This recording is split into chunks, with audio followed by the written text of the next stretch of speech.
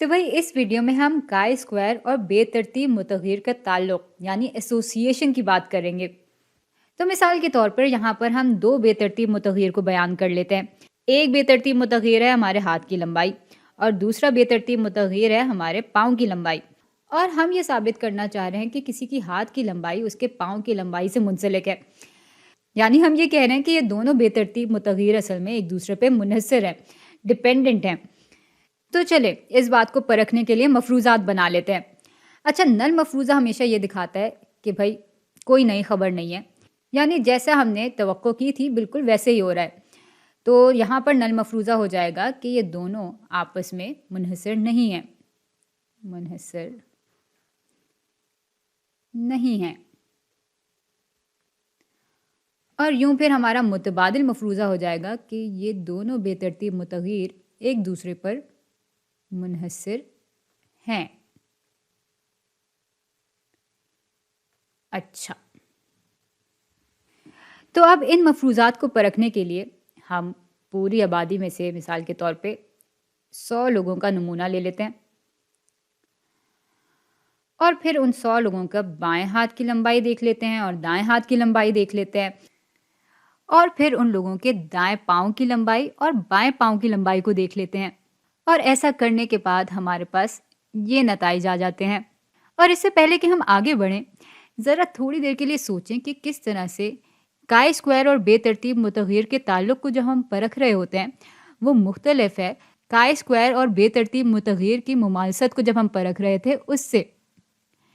भाई अगर आपको याद हो, जब हम मुमालसत यानी सिमिलैरिटी या होमोजेनिटी परख रहे थे काय स्क्वायर और बेतरतीब मुतग़िर के दरमियान, तो हम दो ग्रोहों से नमूना ले रहे थे, जबकि जब हम काय स्क्वायर और बेतरतीब मुतग़िर का ताल्लुक़ परख रहे हैं तो हम एक ही ग्रोह से दो मुख्तलिफ नमूने ले रहे हैं। अच्छा, अब ज़रा इन खानों को तफसील से देखते हैं। तो भाई ये खाना दिखा रहा है कि 11 लोगों का दायां हाथ भी ज़्यादा लंबा है और दायां पाँव भी ज़्यादा लंबा है, जबकि ये खाना दिखा रहा है कि 2 लोगों का बायां हाथ ज़्यादा लंबा है और दायां पाँव ज़्यादा लंबा है। ये खाना दिखा रहा है कि 12 लोगों के दोनों हाथ बराबर हैं, लेकिन उनका दायां पाँव ज़्यादा लंबा है। अच्छा, ये खाना दिखा रहा है कि 3 लोगों का दायां हाथ ज़्यादा लंबा है और उनका बायां पाँव ज़्यादा लंबा है, जबकि ये खाना दिखा रहा है कि 9 लोगों का बायां हाथ ज़्यादा लंबा है और साथ में बायां पाँव भी ज़्यादा लंबा है। अच्छा, 13 लोगों के दोनों हाथ एक दूसरे के बराबर हैं, लेकिन उनका बायां पाँव ज़्यादा लंबा है। अब आते हैं इन खानों पर। तो 8 लोगों के दायां हाथ ज़्यादा लंबे हैं, लेकिन पाँव दोनों बराबर हैं, जबकि 14 लोगों के बायां हाथ ज़्यादा लंबे हैं, लेकिन पाँव दोनों बराबर हैं। और 28 लोगों के दोनों हाथ भी बराबर हैं और दोनों पाँव भी बराबर हैं। अच्छा, अब हमने खानों को भी तफसील से पढ़ लिया है, तो ऐसा करते हैं कि यहाँ पर टोटल सम लिख लेते हैं। यानी यहाँ पे हम कॉलम की कुल तादाद लिख रहे होंगे और यहाँ पर हम टोटल सम लिख लेंगे कतार का, कतार का। हाँ, तो 11 जमा 2 जमा 12 बराबर होते हैं भाई 14, 15, 25 के। 3 जमा 9 बराबर होते हैं 12 के। 12 जमा 13 बराबर होते हैं फिर से 25 के। और 8 जमा 14 जमा 28 बराबर होते हैं 50 के। जिसको मैं एक खाने में डाल देती हूँ। अच्छा, 11 जमा 3 जमा 8 बराबर होते हैं 22 के। 2 जमा 9 जमा 14 बराबर होते हैं 25 के। और 12 जमा 13 जमा 28 बराबर होते हैं 53 के। एक सेकेंड, लकीरें मैंने गलत लगा ली हैं।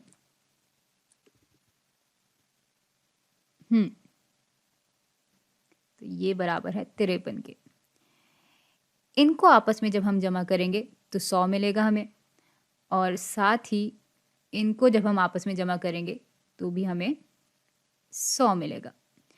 यानी कुल 100 लोगों का हमने नमूना किया था, जैसे कि हमने पहले बात की थी।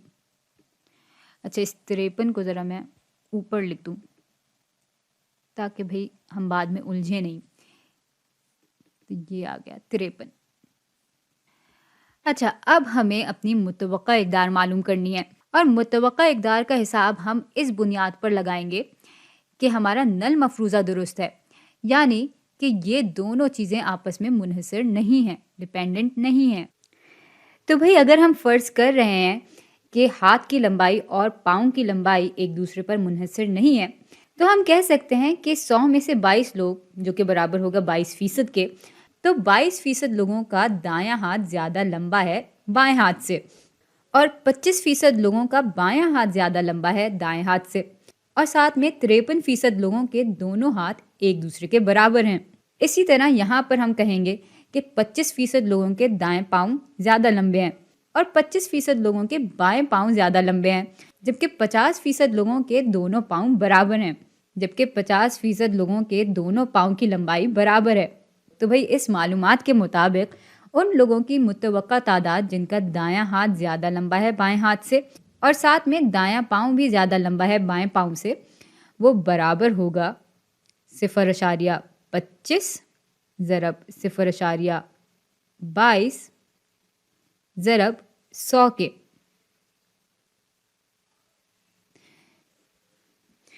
और ऐसा हम सिर्फ इसलिए कर पा रहे हैं क्योंकि हम ये फ़र्ज़ कर रहे हैं कि हमारे दो वेरिएबल्स जो हैं वो गैर मुनहसर हैं, यानी इंडिपेंडेंट हैं। अच्छा, इसी तरह से उन लोगों की मुतवक्का कदर या तादाद जिनका बायां हाथ ज़्यादा लंबा है और साथ में दायां पाँव ज़्यादा लंबा है, वो बराबर होगा 0.25 ज़रब 0.25 ज़रब 100 के। और यहाँ जो मुतवक्का कदर होगी वो बराबर हो जाएगी 0.25 ज़रब 0.53 ज़रब 100 के। अच्छा, इस खाने की कदर हम यूँ भी मालूम कर सकते थे कि इन दोनों इक़दार को आपस में जमा करते और फिर 25 से माइनस कर देते, तब भी हमारे पास यही जवाब आता। अच्छा, अब इस खाने पर आते हैं, तो इसकी तादाद बराबर हो जाएगी फिर से 0.25 ज़रब 0.22 ज़रब 100 के। इसको अगर हम हल करें तो 5.5 आता है, तो यहाँ पे मैं सीधे सीधे 5.5 लिख दूँगी। अच्छा, इस खाने में भी बिल्कुल यही चीज़ हो रही होगी। इसको जब हम हल करते हैं तो 6.5 आता है, तो यहाँ पर ये पूरी चीज़ लिखने के बजाय मैं 6.5 लिख दूँगी। और इस पूरी चीज़ को जब हम हल करते हैं तो ये बराबर आता है 13.5 के। इस खाने में बिल्कुल यही चीज़ हो रही होगी, तो यहाँ पर 13.5 आ जाएगा। अच्छा, अब इन खानों पर आते हैं। भाई 5.5 जमा 5.5 बराबर होते हैं 11 के। यहाँ पर कुल तादाद 22 है, तो 22 में से जब हम 11 को माइनस करते हैं तो यहाँ पर 11 आ जाएगा। यहाँ दोनों खानों में 6.5 दिया हुआ है, तो 6.5 जमा 6.5 बराबर होते हैं 13 के। 25 में से जब हम 13 को माइनस करते हैं तो फिर पीछे 12 रह जाता है। बल्कि एक मिनट, मैंने यहाँ पर एक छोटी सी गलती की है जो कि हमें अच्छी खासी भारी पड़ सकती है। भाई यहाँ पर इसको जब हम हल करते हैं तो हमारे पास 6.5 नहीं 6.25 आता है। इस गलती के लिए माजरत। हाँ, तो अब 6.25 में जब हम 6.25 को जमा करेंगे तो फिर हमारे पास आ जाता है 12.5, और 12.5 को जब हम 25 से माइनस करेंगे तो फिर पीछे 12.5 ही रह जाता है। अच्छा, अब चूँकि मैं यहाँ पर गलती कर चुकी हूँ तो मैं एक दफ़ा परखना चाहती हूँ कि यहाँ मैंने कोई गलती तो नहीं की है। इसके लिए कैलकुलेटर बाहर निकाल लेते हैं। हाँ, तो 0.25 ज़रब 0.53 ज़रब 100 बराबर होते हैं, हाँ देखें गलती हुई थी, तो ये बराबर है 13.25 के, ना कि 13.5 के। अच्छा, यहाँ पे भी 13.25 आएगा और यहाँ पे भी 13.25 आएगा। इन दोनों को जब हम आपस में जमा करेंगे तो हमारे पास 26.5 आ जाएगा। अब 53 से जब हम 26.5 को माइनस करते हैं तो पीछे 26.5 ही रह जाता है।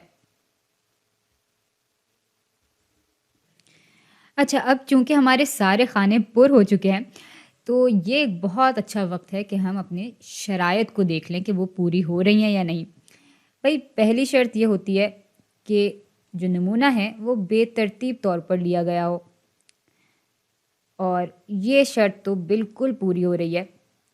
यहाँ पे हमने बेतरतीब नमूना ही लिया था। दूसरी शर्त ये है कि हमारी सारी मुतवक्का इक़दार 5 के बराबर होनी चाहिए या 5 से ज़्यादा होनी चाहिए। भई असल इक़दार पे कोई रोक-टोक नहीं है, वो कुछ भी हो सकती है। लेकिन मुतवक्का इक़दार हमेशा 5 के बराबर होने चाहिए या तो फिर 5 से ज़्यादा होनी चाहिए। और यहाँ पर सारी ही मुतवक्का इक़दार 5 से ज़्यादा हैं। तो ये शर्त भी पूरी हो रही है कि हमारी मुतवक्का इक़दार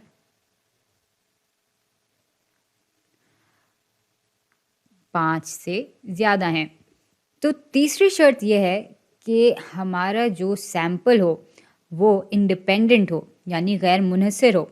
इसका मतलब यह है कि या तो हम हर नमूने को निकाल कर उसके अदाद-ओ-शुमार मालूम कर वापस आबादी में रखें और फिर दूसरा नमूना लें, यानी हम नमूना विद रिप्लेसमेंट लें।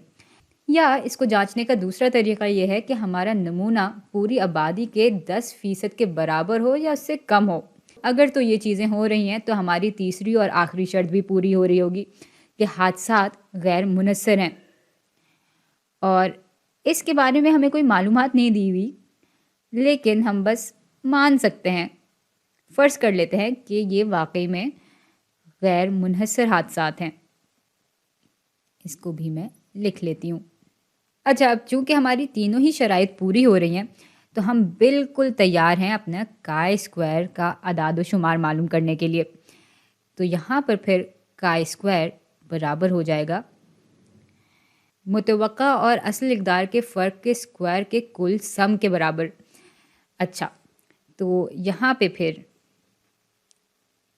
11 माइनस 5.5 का स्क्वायर आ जाएगा और इसको हम तक़सीम कर रहे होंगे हमारी मुतवक्का तादाद से, जो कि 5.5 के बराबर है। और इसमें फिर हम जमा करेंगे इनके फ़र्क के स्क्वायर को। तो 2 में से हम माइनस कर देंगे 6.25 को और फिर इसका स्क्वायर ले लेंगे और इसको तक़सीम कर देंगे मुतवक्का क़दर से, जो कि 6.25 के बराबर है। और फिर इसमें हम जमा कर देंगे इनके फ़र्क के स्क्वायर को। तो यहाँ पे 12 माइनस 13.25 का स्क्वायर आ जाएगा और इसको हम तक़सीम कर रहे होंगे 13.25 से। और फिर इसमें हम जमा कर देंगे इस खाने के फ़र्क के स्क्वायर को। तो यहाँ पे 3 माइनस 5.5 का स्क्वायर आ जाएगा। इसको हम तक़सीम कर देंगे 5.5 से और फिर इसमें हम जमा कर देंगे 9 माइनस 6.25 का स्क्वायर बटा 6.25 और फिर हमारे पास 13 माइनस 13.25 आ जाएगा और इसका स्क्वायर ले लेंगे हम और इसको तक़सीम कर देंगे 13.25 से। उफ़, ये तो बहुत सारे फ़र्क के स्क्वायर हैं। हमारे पास जगह ही ख़त्म हो गई है। ज़रा जगह बना लेते हैं।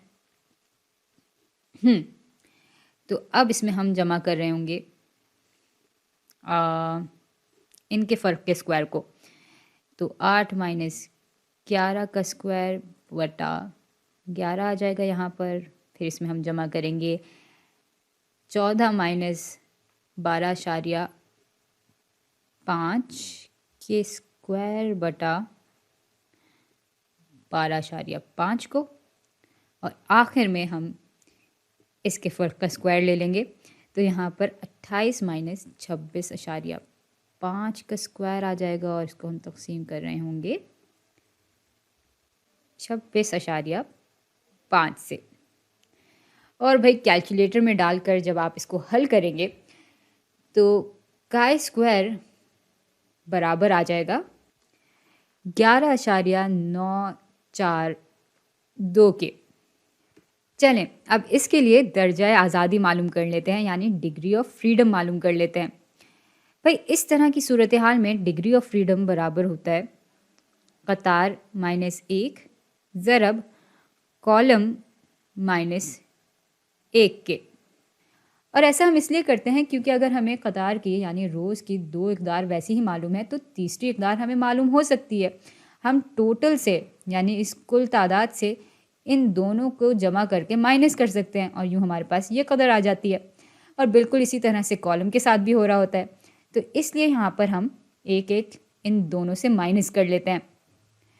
अब यहाँ पर कुल कतारें 1 2 3 हैं, तो ये बराबर हो जाएगा 3 - 1 के। और कुल कॉलम भी हमारे पास 3 ही हैं, तो ये बराबर हो जाएगा 3 - 1 के। 3 - 1 बराबर होते हैं 2 के। 2 ज़रब 2 बराबर आ जाते हैं 4 के। तो भाई हमारी डिग्री ऑफ फ्रीडम या दर्जा आज़ादी 4 के बराबर है। अच्छा, इसकी पी कदर मैं पहले ही मालूम कर चुकी हूँ कैलकुलेटर की मदद से। ये बराबर है 0.018 के। भाई इसको मालूम करने पे मैं ज़्यादा ज़ोर नहीं दे रही हूँ क्योंकि यहाँ पर हम कोई और ही बात कर रहे हैं।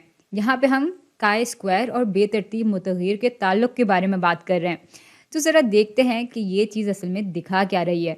भाई ये पी कदर उस बात के इम्कान को दिखा रही है जहाँ पे काय स्क्वायर 11.942 के बराबर है या उससे ज़्यादा है। और इस सारे काम का आखिरी मरहला ये होगा कि हम पी कदर को कंपेयर कर लेंगे, उसका मुआजना कर लेंगे अपनी अहमियत की सतह के साथ।